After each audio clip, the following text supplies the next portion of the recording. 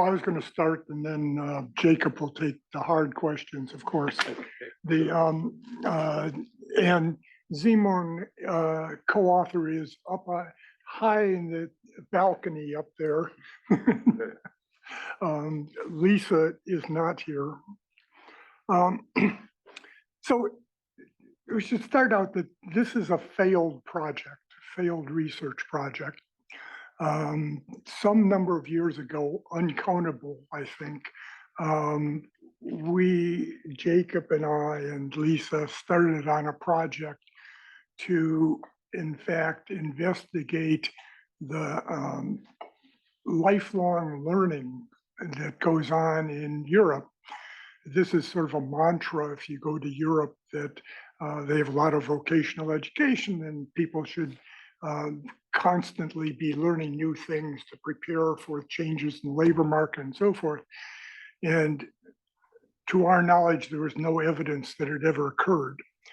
So we set out to try to investigate this issue and spent 2 years and couldn't find it.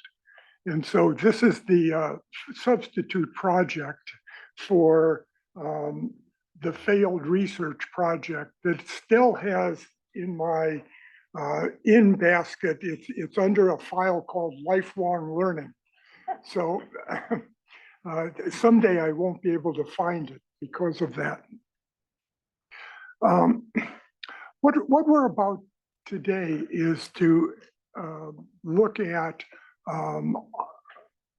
basically what happens when workers are displaced. And the way this comes to the failed project, the failed project had the idea that if you take all of the people who were in firms that were closed, these were the people that had to adjust, if anybody had to adjust, by looking at just workers in closed firms.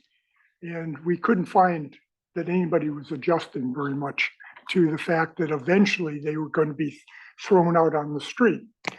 So today's project, though, then we turn to the other side of this to look at, well, what happens when people were thrown out onto the street? And did they adjust then? And what kinds of adjustments were made after firms closed? So we're going to follow what is a fairly large literature on worker displacement. We're going to, the previous literature has documented the fact that on average, it's not a good thing to have your firm close on you. And beyond that, it's not a good thing if you are low educated person, a woman or older person, that those are bad things to be if your firm is going to close. And then there's some added work that we're missing Steve Davis here, but Steve was one of the first to look at how does the cost of being thrown out on the street vary across the business cycle. And it's not a good idea to be thrown out in a bad time in the business cycle. Clarification, I would have guessed low education people have less firm specific gap. If you're a janitor, you can be a janitor anywhere. High education people would get hurt more by losing that first firm specific knowledge. But that's not true. That's not true. That's not what happens. You know, and I mean, nobody's really identified firm specific human capital very well anyways, but no, that's not true. The general education, the general skills are the ones that are more important in terms of subsequent adjustment. Do you have any evidence on how much notice people had their firm was closing? None. In fact, it takes a lot of work to figure out which firms have actually closed. I'll get to that in a second. Yeah. You're going to look at actually firms that go out of existence, not plants. Firms. Undoubtedly, a very large fraction of adjustments in labor markets is by firms shutting down divisions or by shutting down a specific factory, 1 out of 7 or something. Do you have any evidence on that? None. Norbert, Yeah, can you define age and old? Has that changed or is that the same? or- I'm old. No, we'll show you some evidence on age later. We have a sample that's starts out at 21 to 55 and looking at what happens to them. So they're general working force people. We're going to be looking in Germany, and there's no such thing as age past age 65. That's it. So we're going to look at normal employment ages. So what we're going to do is the problem in all of this literature and what makes the multiple papers in essence is little nuances on how you define the control group the comparison group to where you're at, and then some details on that. And that's the question of how do you to whom do you compare a displaced worker? And that's the heart of this paper, actually, of how you do that. The standard approach is to look at displaced workers and compare them to all other non-displaced workers, maybe of similar age and so forth. There's some modifications and refinements on that, some of which we're going to build on here. But we're going to do something and then you just do a difference in difference or event study of the closure and see what happens to the displaced workers compared to when they're to workers that aren't displaced. We're going to try to do something different. What we're going to do is to go to the synthetic control group literature, and we're going to first group workers by somewhat similar non-displaced workers or displaced workers. And then we're going to develop a synthetic control for each worker. And we'll show you that we can, in fact, have reasonable controls out of this. And that what that allows us to do is to trace the entire distribution of economic losses. The other literature, for the most part, looks only at mean losses, average losses. You're comparing the average of a displaced worker to everybody else, or the average of a woman who's displaced to all other women that aren't displaced.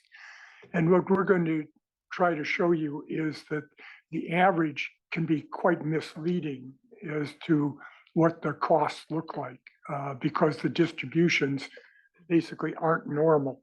And because of that, you get a very different picture if you look at the whole distribution. So that's where we're going to get to by the end and convince you that, in fact, you have to go beyond the means. Oh, there's this, as I say, big literature that looks at overall closures, education, gender, tenure. This is the slide that everybody who's in the room who's written in the area should be listed there. John.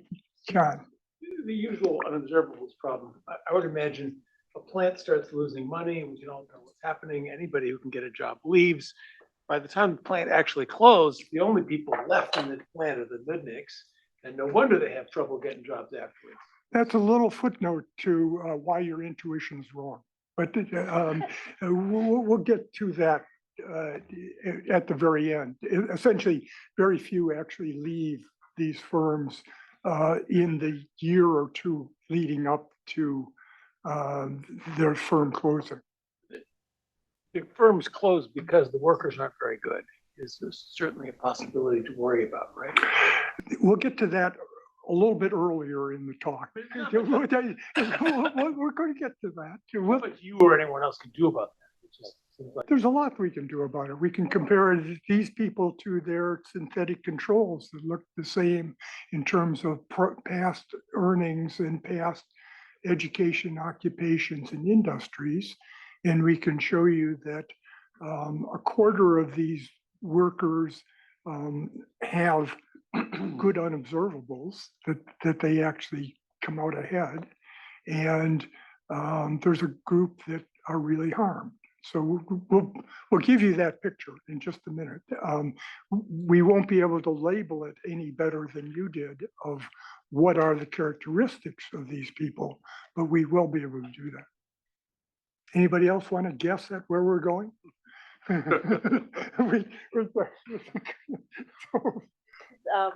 don't know the data, but just a question on controls. Is it possible to do something like staggered exit of firms? So you compare a firm that's exited in period T to a firm that's exited, or is about to exit. You know it, but they didn't, like 2 years earlier, and do that kind of. Yeah, we're doing something similar to that, and we're not looking at the firm level, but we are in fact looking at that, something similar, I think, to what you want.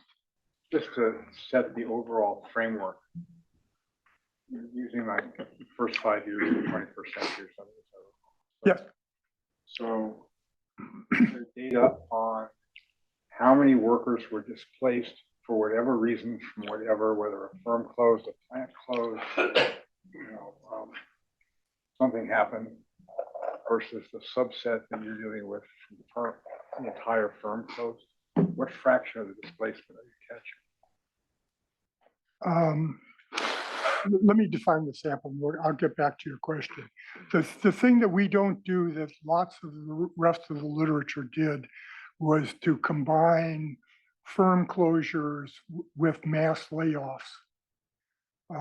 And we looked entirely at firm closures because of John's problem here, that you would expect if there's a mass layoff, that means some of the people are still there, and you might expect them to be, the people laid off are negatively selected. And so we. We're getting at, so it's just a factual empirical question. Well, There were a million displaced. So we capture everybody who left a firm with at least 50 employees that closed. Mike's question, if I got it right, is what fraction of total Unemployment arises from. The problem is, what's the denominator in that calculation? We know we have all of the workers who were in firms of 50 employers or more, and a little slightly other things. And to whom do you want to compare that? If we compare it to all of the other firms with at least 50 employees, we're talking roughly 3% of the total employees in firms with 50 employees we're seeing as being displaced. But can you displace by firm closure, not displaced? There are other reasons people are displaced. You could have 15 factories and you shut one. Those people don't get reassigned. Yeah, no, this is firm closures. So I did. Fraction of the total displacement. But as opposed to just people who are unemployed individually, I mean, the problem is that we don't know what the denominator is going to be. We don't know what quits, what were layoffs, et cetera. I appreciate that. But still, some notion of the scope of your analysis relative to the overall labor market. You want a causal effect, right? You don't want how much of everybody in the labor market is X. You want to know, if I fire one guy, what happens to him? And if you had a sample of one, that would be fine. Well, that's. I'm just trying to get a picture of what. So Jacob can try. I've done my best here. It's somewhere between 1% and 3% of the population each year. I think Michael's question, the challenge, of course, is that in our administrative data, we're not able to observe mass layoffs in a clean sense and distinguish it from other reasons that the firm headcount might be contracting. But I think we should think about this as about half of employees who are being eliminated from firms of this size, whether it's a full closure versus a headcount reduction of 30% or more. That's all I was asking. Okay. And Simone can jump in if that's wrong, but my recollection is that that's about what we're thinking. Yeah, it cannot be more than 30% that end up in a subsequent firm. That's a saying that we would not classify that as closure, because that's probably more like outsourcing or something else. Okay, let me define the sample first, and then we can come back to these questions if they're important. But, you know, a noticeable percent of the population is in firms that are closed each year, and that's what we're trying to observe. So we can, this is a list of past studies. The headings are the important thing. We can reproduce everything that's been done before for these studies within our sample and our data. There's a couple that we cannot reproduce, and that is, there have been some studies, including one by our co-author Simone, who look at country-specific institutions and whether that affects the losses, the economic losses that occur from closure. And then the same thing that Steve Davis and Till van Wachter looked at, how the business cycle affects this, because we're only going to look at one period of time. We can't reproduce those estimates. That was the discussion of that paper. Did you approve of it at the time or not? Great, but well, there's things I can tell you. Okay. So, you know, the standard, recognizing that everybody wants to guess at the answers. I'm going to give you all the answers, and then you have to guess at how we got to that answer as we go along here. But what we're going to find is the loss distribution is rather bimodal. And that the outliers are driving these averages. And that's why it's kind of misleading. 20% of the workers in our sample actually come out ahead after closure. They have positive earnings above their controls, their synthetic controls. And then it's the big outliers that are hurting you. The observed characteristics that led to all of the past literature actually explain very little of the differences. We can reproduce the average effects they get, but that doesn't explain anything much about the distribution of losses that occur. If we look at the standard of age, gender, and education that we talked about before, they explain less than 2% of the total losses that we see, and 98% comes from something else. And a number of the studies, including recent one in the AER by Schmeider et al., suggests that firms have a big effect on this, and they try to trace whether if you're in a good firm and get sent off to a bad firm, how much of that it has to do with the losses. And we'll look at that. They do have some impact, but it's not the impact that you're going to guess. So I'll cut off guesses on that for a moment.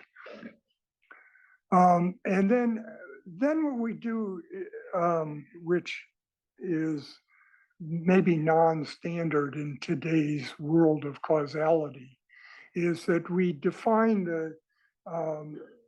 the displaced workers into different quartiles of the distribution, and we try to look at what do we see as adjustments by the people that come out ahead in the top quartile, lowest losses, versus those that have the big losses, and what's driving the differences there, or what's consistent with them. We're not going to make any causal claims that this that these are the things, but we're going to just trace out how much comes from changing regions, occupations, and so forth, and a little bit about getting education and other things. But that's where we're going. Yes. Do you have information about wealth and household income? Like, just my spouse No, is, no, we don't. That doesn't come within our data. So. Whoops. Yes. Yeah, two questions. So the question always in this literature, so these losses are conditional on future employment. Yeah, so you're not putting in the future zeros where some people drop out of the labor force. Is that right? That is not right. You're averaging in the zeros. Yeah. Okay. You have results where so often what you'll do is you'll take the log and then you just drop in the Yeah. We will later on show you what comes from not observed out of the labor force. It doesn't meaningfully change, the Yeah. summary. Yep. Okay. And then the observed characteristics explaining very little. I think that's an interesting result. So then kind of by correlation, that also would suggest that there's not much demographic difference between adjusters and the casualties, or are you going to show us? I'll show you that. Okay. I'll show you what we have. Yeah. There isn't, by the way. So here's what we're doing. We're taking the integrated employment biographies in Germany. This is their Social Security records, which follow individuals over time and have lots of information about wages and Social Security payments and so forth. It has a few flaws that I don't think affect our results, but we'll mention them. And then we're going to try to define firm closures by looking at these data. And we also have data from the employment survey, which, do you have the title of whatever that is? The employer survey, we have data on firms. And the problem with these data is that they don't actually say this firm closed. So we have to infer whether the firm closed as opposed to merged with somebody else or administratively changed their identification number or what have you. And so we adopt a procedure used by others that says if less than fewer than 30% of the employees go to the same firm, then we think it's a firm closure. Yes. So maybe you said it, but how far back do these records go, and are they still affected by the reunification and the connection between East and West Germany? Look at West Germany. Okay. They go back farther, but we're going to look at West German firms. Who knows about those East German firms? So there it is. We're going to look at West Germany. We're going to look at 2000 to 2005. Quick aside on it, when we got into East Germany, when the Berlin Wall fell, the common phrase was they pretend to pay us and we pretend to work. John will remember that. Yes. It's a fascinating time to study the German labor market because at the beginning of the sample in 2000, Germany was the sick man of Europe and had like 8% unemployment, and they had a series of labor market reforms and gross labor flows go up a ton. So you do have variation in like aggregate labor market conditions. Do you observe differences in the distribution of losses at the end when unemployment is lower versus the beginning? No, we didn't actually do it annually. Well, we do have it annually, but we didn't look at it in a business cycle sense, trying to correlate those differences. The average that we have is the same as, that recognizes the fact this was not in general a good time in Germany. So our average closures are higher than they would be in different periods. They match what Schmeider et al. Used in their time series approach, business cycle approach to it. So we're in the ballpark, but we didn't try to do it. The samples would get too small, frankly. And I'll show you the total samples. Have you said everything you're going to say about how you define the closure? Yeah. Oh, then I didn't get it. You didn't get it. Should I speak slower or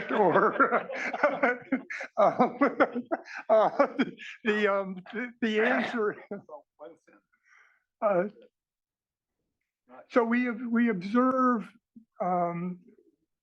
we observe all the firms in 2000, and in 2001 we don't observe some of the same firms as identified by their firm number.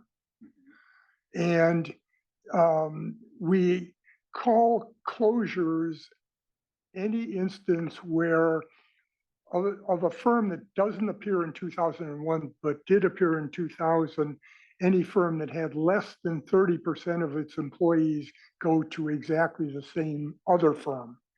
So what we're trying to do is cut out just the firm merges or is renamed or something that has all the workers go to something that's a different number. That's helpful. I didn't hear that. Oh, sorry. So then we have some restrictions on the workers too. We're going to look at all the workers in closed firms or actually non-closed firms aged 21 to 55. We're going to require that they have at least 2 years of tenure with the firm so that they're somehow real employees of the firm and not in and out or partial employees. And we want to observe 5 years of pre-displacement earnings. Come back to the question on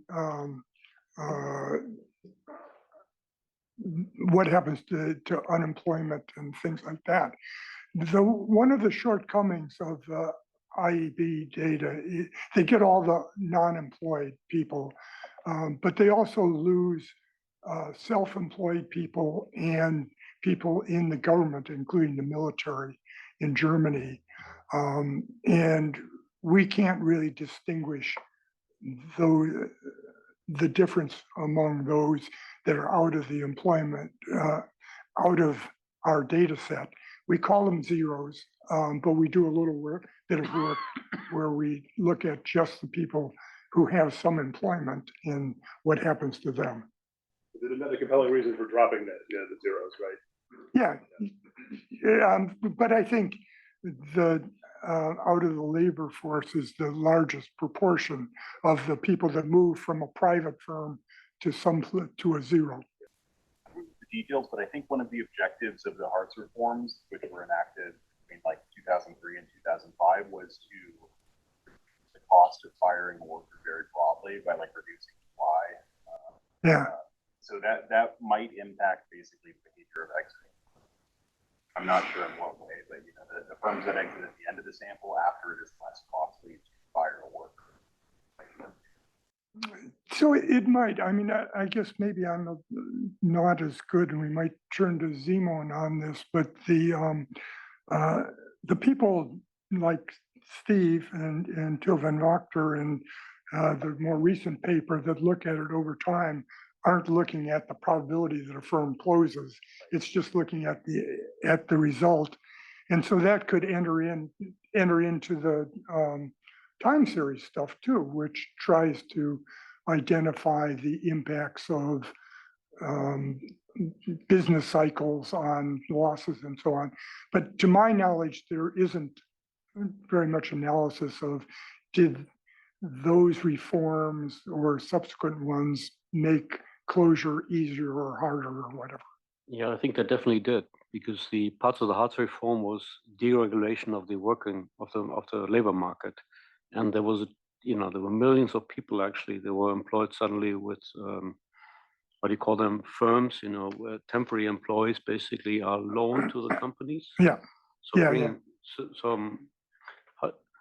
So how you can fold this into the analysis is question number one. The second is, one of the peculiarities of the German system is that after, I think it's 18 months or 15 months now, you drop out of the, unemployment payment that you get into a social security, payment. Mhm. And do you can you track that as part of this analysis? Not, Yeah, We do not. we can, actually, sorry. can. Sorry for that. Sorry. So we can track, sorry, can you hear me? Yeah, Maybe yep, yep. just quick Thank you, response. Zian. Sorry, yeah. We can track that actually. So we didn't do that particularly, but we can track when they are on social security benefits. We can track if they are on unemployment benefits. We only cannot track it when they are out of the labor forces without claiming UI benefits, which probably, I mean, so people in those firms that we look at are, because they have long tenure, they are entitled to UI benefits, and if they don't claim them, that would be a big loss for them, right? So that's kind of the things that we look at. About the Hartz reform, it's true. They started in 2004 and might have actually an impact on a number of closures because it's easier to lay off firms, but we did not look at this specifically yet. But most of our closures happened before anyway, so. So I have another question about your distinction between adjusters and casualties. You did it by quartile. Do you have kind of a distribution that you're going to show us? We have everything. We have everything. Show us maybe size quartiles in comparison. Of course we are. Of course we are. That's the whole purpose of this. I want to get this big skewed tail, but let me also ask about the adjusters. It seemed, I apologize, I skimmed this at midnight last night, but a lot had to do with people who moved, relocated. No, you're way ahead. You're way ahead. You're way ahead. We're going to get to all of those issues very soon. If soon, depending upon how many other people want to enter. Here's that out of the labor force, self-employed or government are all retained as a zero for most of the analysis, because we're going to look at annual earnings is going to be our main study. We do some work on wages later that you have to be in the labor market to have wages. Eric, just a clarification. So the firm closure you identified 2000, 2005 could be any year. Yes. In that, and then you're looking after. Yes. How many years? 5 years after. That our analysis traces people for 5 years afterwards, and we get some interesting dynamics actually from that. So what are we going to do? So we're going to use these synthetic control methods to try to construct a viable comparison for each and every worker that we have who's been displaced. And we do that in the following. First, we identify displaced workers, and that's what we've been talking about here. They're the people in any firm that met those age characteristics and have been in the firm.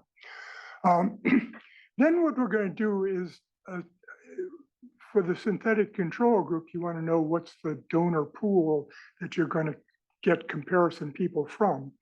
And so we're going to establish a individual specific donor pool that I think we have details on there, that we're going to look at people of the same gender, education category, 3-digit occupation, 1-digit industry. And we're going to take all of the non-displaced workers in that group for each worker and make them the donor pool. Okay, yes. It's all about conditioning on geography there. I'm just thinking about the local labor markets literature, that if I'm a displaced worker, it might be a very different event depending on the spatial correlation of displacements around me. And so Geography could be important in a sense. So we're gonna look at geography in a little bit in some of the later stuff. We did not in the group, in defining the group. We just looked for non-displaced workers that looked identical to them. So we get a group there, we establish a donor pool of 20 people, 20, well, we select the 20 people there that had the closest pre-closure incomes to our person. So we have we have the pool of everybody, gender, education, occupation, industry. We narrow that down to 20 people that have the closest incomes pre-closure to our people. And then out of that, we use 4 years of pre-closure income to create a synthetic person, which you search across those 20 people, try to make up a worker that is close in income level to each individual.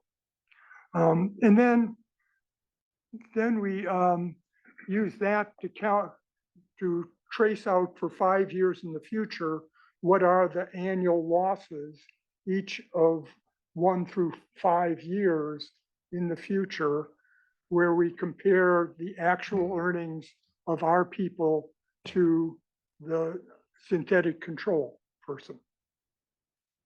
And then we do that 16,000 times. That's our total number of workers that have been displaced in that period from the firms that we defined. So out of this, then we can calculate an estimated earnings loss, annual earnings loss for each displaced worker. And then we're just going to look at the distribution of those losses. Yes. Usual synthetic control setup, I'm interested in estimating and identifying the average treatment effect. The identification assumption is that absent the treatment, the synthetic control and the treated unit would have similar outcomes and expectations. To study the distribution of losses here, to think of that as like a distribution of treatment effects, are you assuming that the treatment effect is literally the difference between the outcome that you observe for the treated individual and the synthetic control? We're assuming it is that plus an error. We're not going to actually. So suppose like everyone has a specific stochastic income process and the actual displacement effect is 0 and it's homogeneous, you would still get a distribution of losses from the setup, right?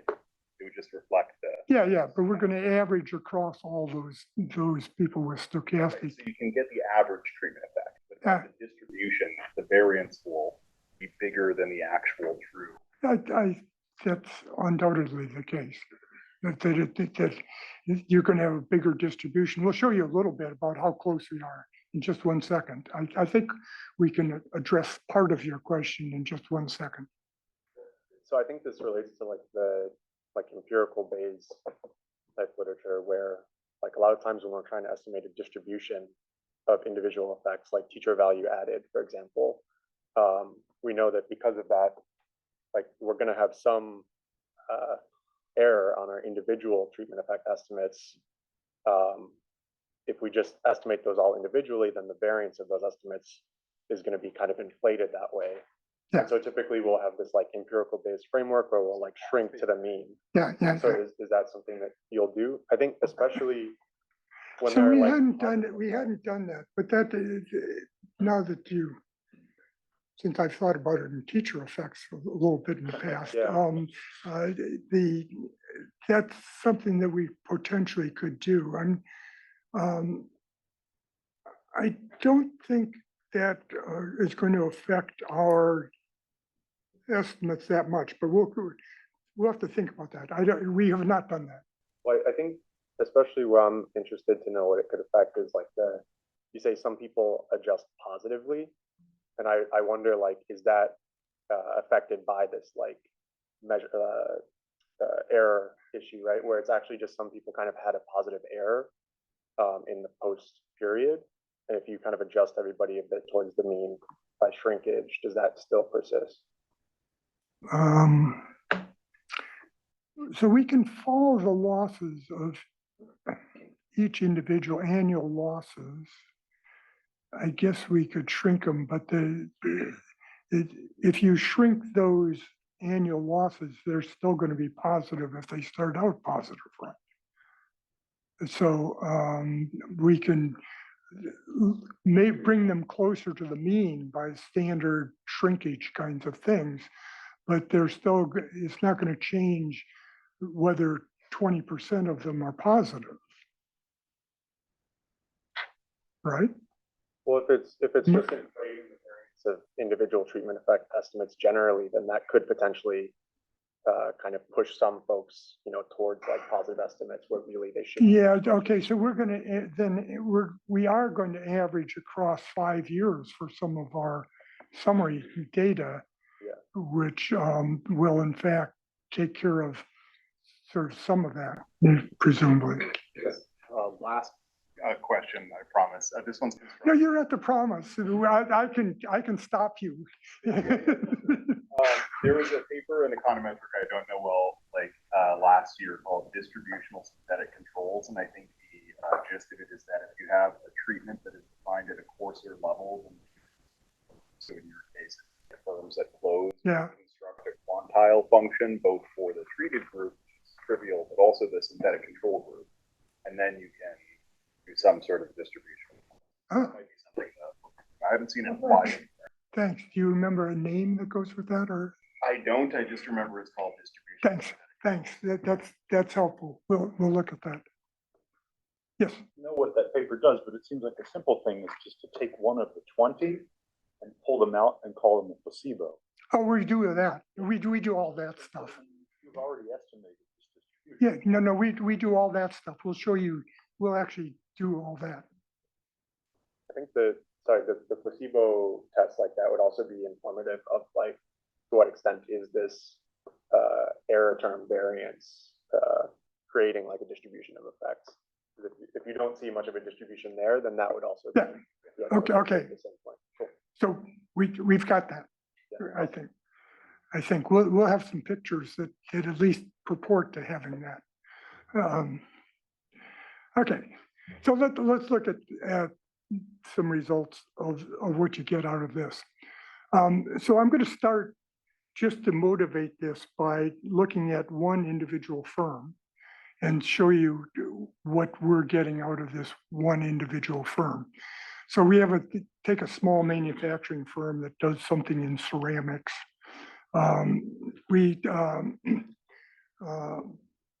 We see it at close by our definition.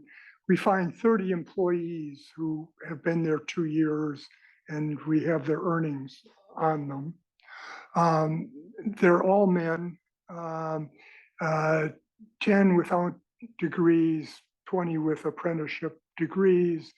They have mixed occupations, 24 are engineers of some sort, broadly defined.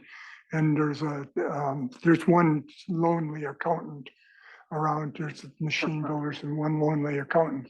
Okay, so if you take the synthetic controls for them, you get a loss distribution that looks like this. This is the average losses, where 0 is the displacement time. We're looking at comparisons of our synthetic. They're not perfect beforehand in these small numbers, and that's what we're saying. We don't have identical controls beforehand.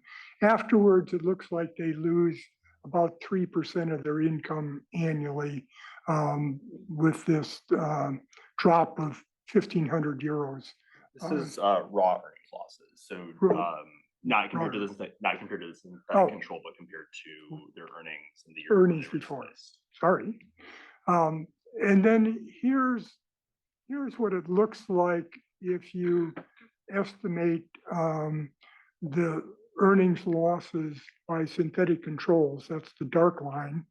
And the gray lines are all your estimates for placebo estimates of all the other potential workers in their little groups of estimating. These are in euros? These are in euros. Like good idea to indicate that so you don't waste time when they ask you a question.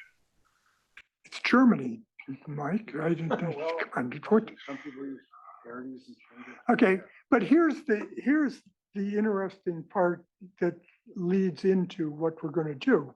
Here are all 30 of your workers there, and if you look at any of them, what you see is that the dark black line again is our estimated losses using the synthetic control method that we described. And the gray lines in the background are all little placebo estimates, which you see in general, the placebo estimates are all going in the right, all around zero. There's a little bit of variance to them because we can't estimate all these people perfectly. You see some people there that have these big spikes downward. Some people have these spikes downward that stay constant, and they're in trouble forever. And then you see some of these people that actually come out ahead, that their post-displacement earnings rise above what you would expect by our synthetic control method, and they're above the whole distribution of placebo effects too, if that does what we need.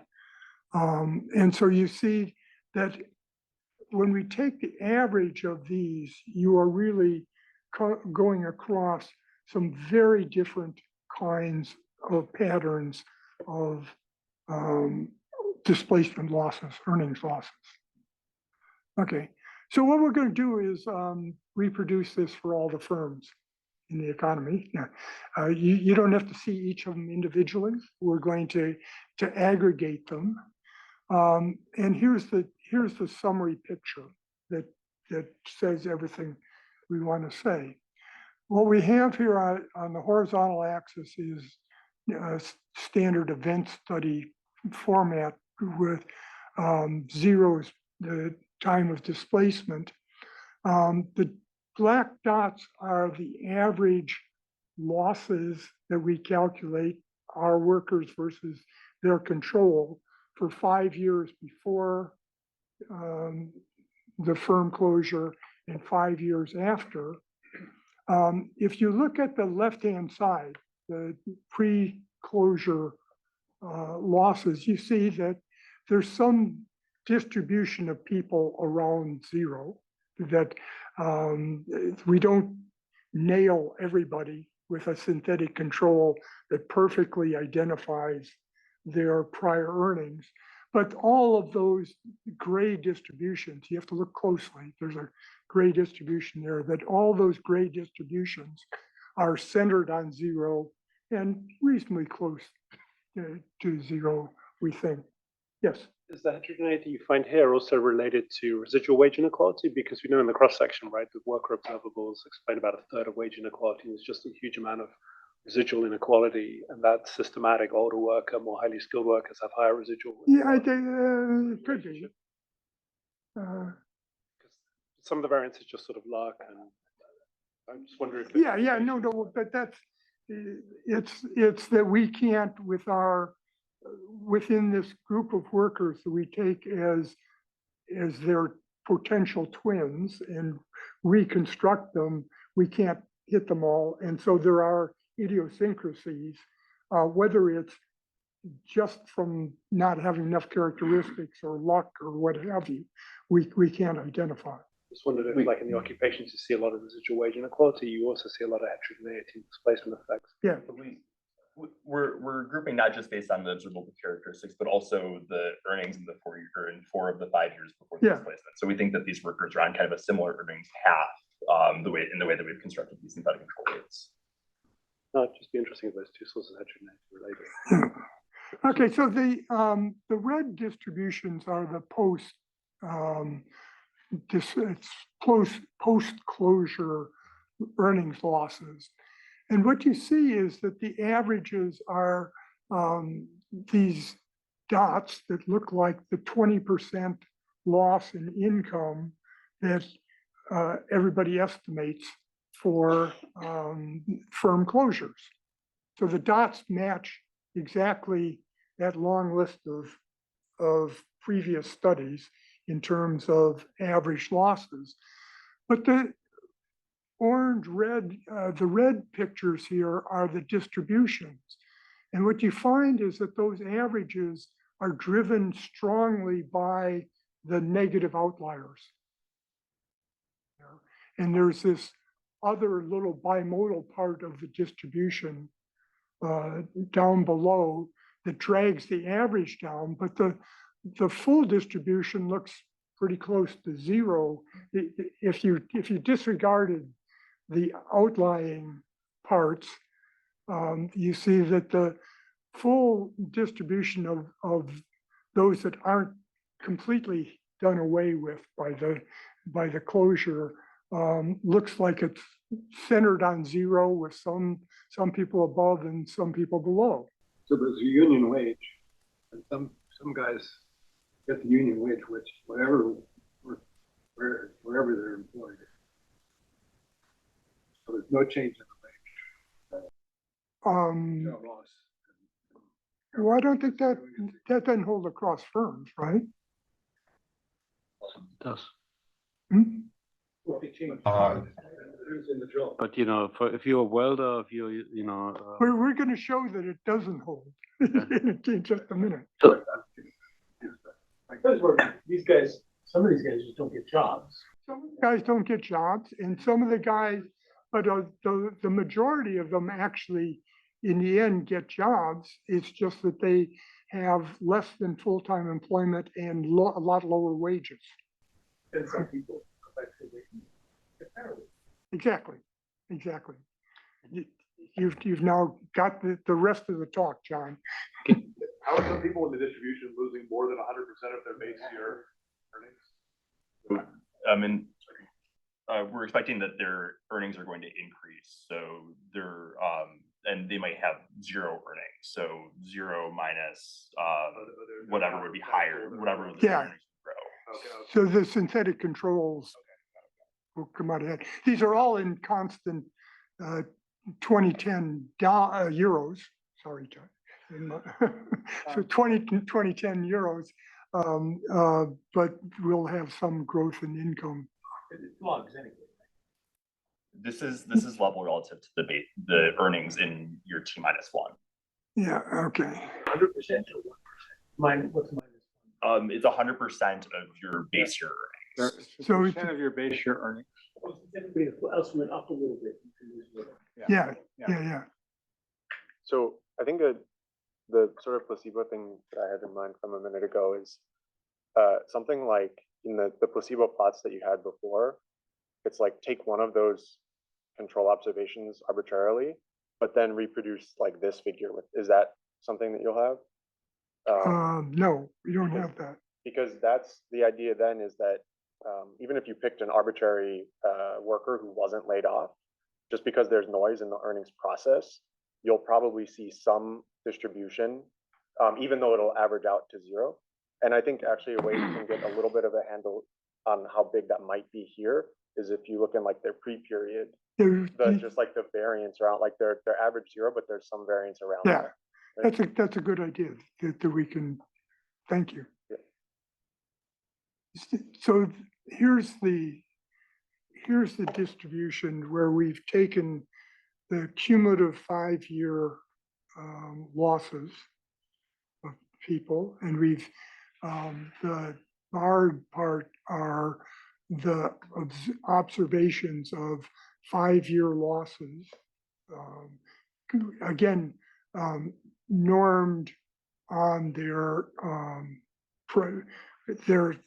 last firm wage. so that these are sort of percent of their pre-closure wage. And we drew in a normal curve just in case somebody thought that was a normal curve, okay? But the point here is that it's really a funny distribution, so that the mean that we had before doesn't really give you a good sense of what the losses look like, that you have this second bump that's way down of people that are really hurt compared to the average person who got thrown out onto the street in 2005, 2000 to 2005. These are market earnings, right? They don't include unemployment benefits. That is correct. That is correct. These are percentages down there, relative loss? Yes. So on average, just to understand, so on average, the mean says you lose 1.3%, 1.28%. This is cumulative 5-year losses compared to their annual earnings when they left. So it's in years. It's in years, essentially. It's in years of pre-closure earnings. That's the way to think about this. And the fact that it goes over 5 indicates that there are, on average, some growth. There's some people whose controls were getting higher earnings, so that you can lose more than 5 years of income in 5 years. So it's a minus Okay. 5.9. So I should say, I'm just the warm-up act. Jacob will now show you all of the details of this. So the next thing that we want to do is speak to this literature that Rick previewed at the beginning of the talk that has documented differences in the incidence of earnings losses following layoffs, split by different types of worker characteristics. What we're going to show in this section is that using our method, observable characteristics explain very little of the variation in earnings losses following these firm closures. So what we're going to do in the next couple of slides is split workers by fixed demographic characteristics and compare the average losses within those demographic groups to the distributions of those losses. So what I'm plotting here is are the distributions and average earnings losses. Again, this is the cumulative 5-year earnings losses normalized to earnings in the year pre-firm closure. For workers of 3 different education levels. So low educated workers are workers who have essentially a high school degree or less. Medium educated workers have vocational apprenticeship degrees, and high educated workers have university degrees. What I'm plotting in the red vertical lines are the average cumulative earnings losses for workers in each of these education groups. And then the black curves are the distributions of losses for each of these groups. This figure replicates the finding in the literature that the incidence of earnings losses following mass layoffs falls more heavily on less educated workers. The average low educated worker loses about 2 years of earnings in the 5 years following the layoff, compared to medium educated workers who lose about 1.25, and high educated workers who lose about 0.8 years. And we see that in the spacing of these 3 vertical lines. But what is striking in kind of the contribution of our paper is that despite the differences in the average earnings losses, there's substantial overlap in the distributions of these losses, that within each education category, there are winners and losers following the mass layoff. So one question I have, which is, I think is going to be the theme, you can respond later, is, you're missing, for me, 2 important things. One is household income, and so I wonder whether this literature has taken that into account, because my spouse works, I can decide to maybe to get out of the labor market. And the second one is unemployment insurance, so which, I don't know how Germany works, but for example, in Italy, depending on whether you're working for a very large firm or you're not, so the government is actually willing to come in and substitute the entire, if you're a very large firm or, you know, you're one of those firms that have very big connection with the government, you are actually the government ends up covering for most of it. And you see that these workers really don't look for. And so in your synthetic control, you don't control for this type of thing. So unless I missed that. And so I'm a little bit worried that whether the rest of the literature has done a better job in doing these differences. And so the demographic will then become, you know, stronger prediction. So absolutely a fair point. I think to the point about the UI benefits, all of the workers essentially have access to the same benefits. So because 2000, 2005, there was a big reform in Germany. So because you're taking, you're not matching year. My sense is that employment insurance went up during that period in Germany, but you know I may be wrong. That's something that we'll have to look into offline. To the point about kind of sharing within the household. The next slide I'll show distributions by gender, but we're comparing, and you'll see perhaps part of the story of kind of larger earnings losses for women is that more women are leaving the labor market altogether as following the mass layoff. But what we're making the comparisons within these gender groups. So I think this issue about whether there's kind of intra-household substitution or like collective planning shouldn't affect the synthetic control necessarily unless we believe that there are kind of differences underlying in the treated versus control households in terms of the household size. Nick? I don't mean to harp on the variance point, but when comparing groups, then, you know, suppose that the underlying variance of earning processes is different by groups, which, you know, to some extent it probably is.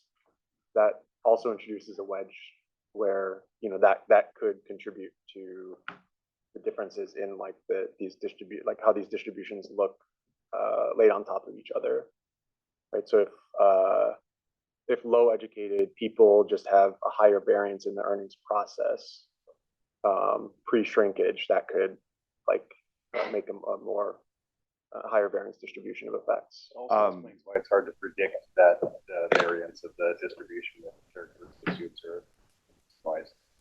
I think the point's well taken. That's something that we'll have to kind of sync on after this. We don't find like systematically better or worse matching in the pre-layoff period among these different groups, suggesting that kind of the quality of the synthetic control fit is not observably and systematically different. But I think the point has been well taken, and we'll look into it afterwards for sure.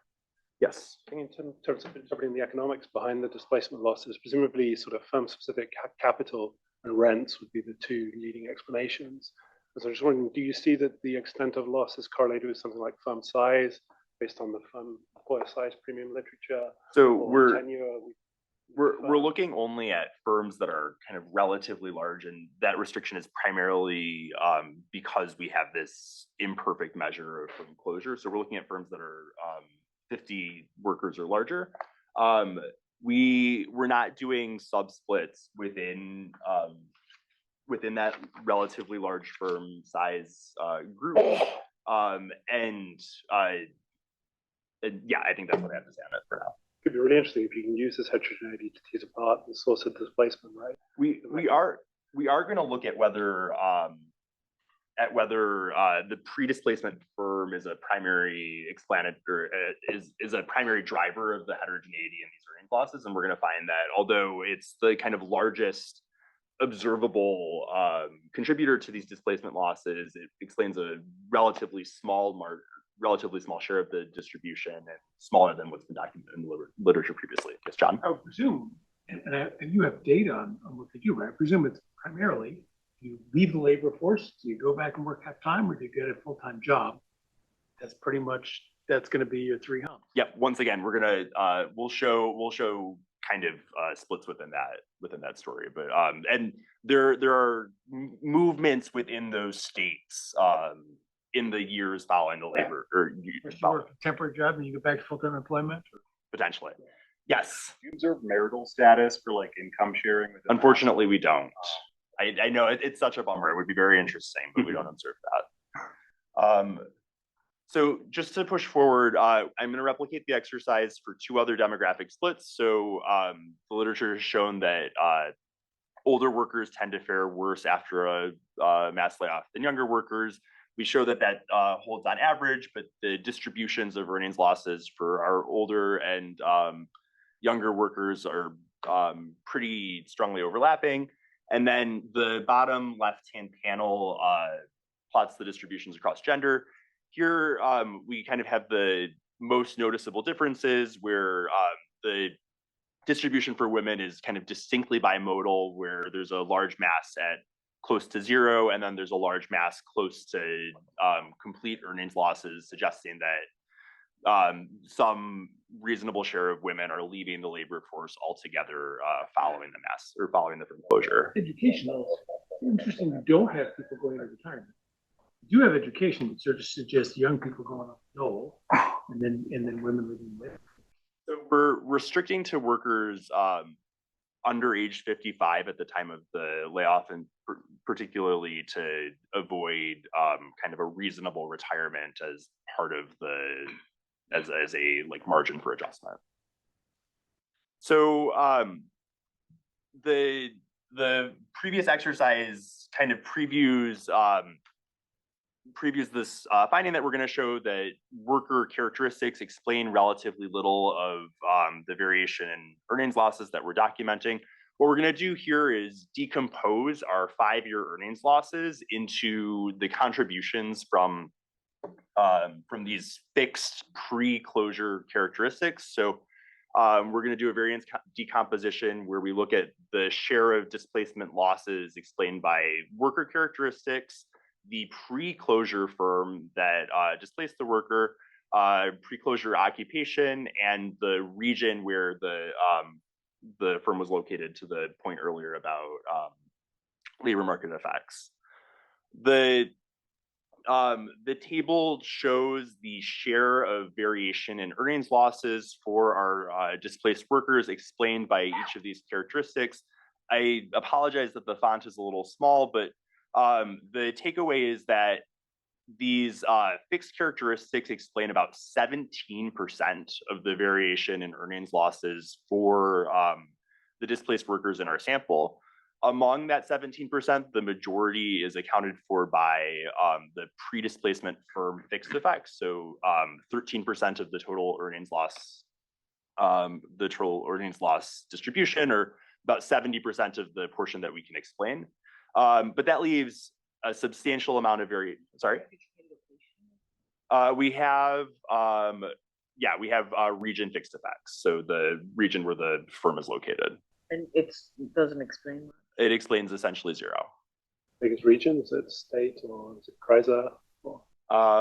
There are 50 different regions in West Germany, so it's smaller than states. So sorry, please. Santi, you're assuming that the firms that close are identical to the firms that don't close in terms of probability of closure. And if, as John pointed out, if you know that this firm is doing poorly, earnings could actually be higher to continue to employ the workers, so that they don't leave. And that could be responsible for your 12%. I don't actually think that we're making that assumption. Certainly in the construction of the synthetic controls, we allow that the individual in a counterfactual could be at a firm that is not going to experience a layoff. In fact, we impose that. But I think what this is saying is, and we'll show this in other ways, that within a given firm, there are workers who will look very similar and who were working at the same firm. They get laid off and they have very different outcomes. And we subsequently will perform a matching exercise where we can kind of subset the displaced workers into workers within the same firm who are identical on all of these observables, and show that there is divergence in their outcomes, and that divergence kind of traces some like differences in the way and timing of their adjustments post layoff. Yeah. Could I just ask a conceptual question that might be pretty dumb and obvious to everybody here, which is that is the way to think about this that you're just running like a diff and diff with a bunch of these characteristics plus past wage history, and then interacting the X's that you're controlling for with displacement, so that all this synthetic control machinery is in a reduced form regression framework. I want to say not equivalent, but I think we can think of this as kind of a weighted difference in difference, and we show that the average results kind of trace, if you run it as a weighted difference in difference, where the weights come from the synthetic control weighting. If we just kind of sum up for each non-displaced worker the weights that they contribute to the displacement, then the difference in difference averages are very similar to what we get in our is like the fundamental insight in here to have stuck in wage history as a control, whereas everybody else was using just fixed demographics, and you guys said, gee, we should also use wage history. I mean, aside from the synthetic control machinery. I think it's the ability to recover moments besides just the mean. Yeah, the mean. absolutely. That's the big takeaway. Because in this difference in difference framework and the difference in difference that the literature has used previously, like we're not able to say with any certainty how many of the workers are kind of above the mean or below the mean, and how far they are from the. I see. That's you can get a count of above versus below, and once you've. And I think we think of that as kind of a policy relevant. Far above and below. Yeah, Brendan? I'm curious how you guys think about, this result of, 13% of the variation is explained by these firm fixed effects. Because I mean, you have two, papers like the Bertho, Saggio, AER Insights paper. That German estimate was like 65% or so, was like all loading on the firm effects. And then, as you mentioned, the Schmieder von Wachter AER, that one's like 80%. These are both German estimates. Really loading on these firm effects. So I'm curious how you guys think about squaring it. Obviously, very different empirical strategy, right. But I mean that's probably part of what's going on. But how do you think about that? I might actually punt this to. I think Simone has the most articulate answer on this point. So if you don't mind me farming this out to you.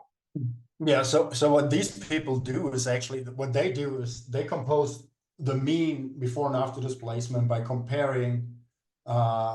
To which extent the AKM or that's like from the AKM literature, the difference in moving from a high wage firm to a low wage firm explains the average loss, right? And we find the same actually here when we would do that. But what we do here is we look on pre-treatment firm effects to figure out whether the loss for everybody, how similar the loss for everybody in that firm is. Right, we do something different. It's actually not comparable to what they do, because what they do is like they decompose the average loss into a firm fixed effect and an individual fixed effect. And this is not what we do here. We just interested are these workers who have been working in the same firm, do they have losses, and to which extent does it explain the variation in the distribution? I think that's the difference. But when we use the average, in our case, the event study, and the average AKMs, average individual effects, we actually find the same thing that they do over time as well. But that's kind of another question there, I would say. Okay, so when it comes to to try and summarize that answer, Simone, it's basically if you are trying to replicate, again, you guys, I think the contribution and value of this paper is obviously about the distributions, but if you're trying to replicate what are the sources of the average earnings losses, you sort of hit those similar moments. And again, this is a very interesting composition. It's not the same quantity that I was quoting from those other papers, but basically, if you're constructing that, it comes out similarly. Yeah, that's coming out similarly, but not for the adjusters and the casualties. So for those, actually, the AKM do not explain so much. So especially the casualties, they not only go to low wage firms, but they also go to low wage hierarchies within those low wage firms. Whereas the mean worker is actually much more closer. They go to low wage firms, so that there's a difference there as well. Maybe I'm skipping ahead, but the adjusters also go to the low wage firms, but then they don't go into this low wage. No, they go to high wage firms, and they are also successful in addition in those high wage. Okay. Yeah, So we'll get there in like 2 slides. We'll get there. Do we have 5 minutes or 15 minutes? 5. Okay. Okay. So then I'll pause questions for now, and I'll take any questions offline. The one other thing that we want to point out here is that this result is not just being driven by kind of bad estimation of the synthetic control. So for the synthetic control counterfactual estimates, these observable characteristics explain a substantial portion of the variation in kind of post-displacement earnings changes. The last thing that we do in this paper is we split our workers based on their kind of ex post extent of earnings losses. What we're plotting here is our average earnings losses split by decile for workers based on their cumulative earnings changes in the 5 years after the layoff. What we show is that, and this is kind of speaking to Nick's point earlier, that throughout the distribution, we're hitting the similar pre-trends in the pre-displacement years, but then there is a fanning out of the effects by decile, where about 60% of workers in the bottom, or about 60% of workers incur earnings losses from which they can never recover. And in the 20% of workers at the top of the earnings loss distribution, they're actually coming out marginally or even significantly ahead. What we do next is we zoom in on different subgroups of the workers. So we're going to split ex post by cumulative earnings losses and focus on adjusters who are in the lowest quartile of earnings losses, or essentially coming out as well as we would have predicted or ahead, and casualties who have the highest quartile of earnings losses. And we're going to show how these losses accumulate and whether there are differences in the margins that these different groups use, neither of these analyses being causal. So what I'm showing here, I'm going to skip this in the interest of time, actually, but the takeaway is that adjusters adjust quickly following the mass layoff, that they recover to full employment, and that they re-enter a wage path that is higher than the wage that would have been predicted in the absence of the mass layoff relatively quickly after the closure. Versus casualties struggle for a long time following the layoff. They enter unemployment and they stay in unemployment for a while. But even among the workers who do re-enter the labor force whenever they do, they're entering with wages that are much lower than would have been predicted in the absence of their layoff. And this is not just an unemployment story. If we were to just define these groups based on the year 5 earnings, about 75% of the workers that we call casualties based on this cumulative earnings losses are in the bottom quartile of earnings losses 5 years after the closure. That holds whether we include or exclude zeros.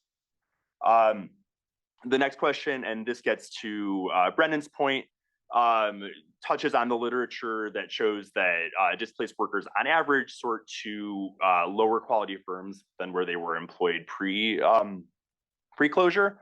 What we're going to do is we're going to compare the changes in the firm level AKM of pre versus post displacement, and see to what extent that tracks the changes in earnings for these workers.